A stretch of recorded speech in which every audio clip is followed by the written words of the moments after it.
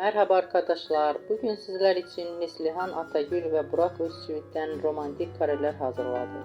Burak Özçivit, Kara Sevda, Kuruluş Osman ve Çalı Kuşu dizisinde rol almış ve herkes tarafından beğenilmişler. Biz de sizler için onların güzel paylaşımlarını hazırladık. Bu videoların devamı gelmesini istiyorsanız kanalımıza abone olup yorum yazmayı unutmayın.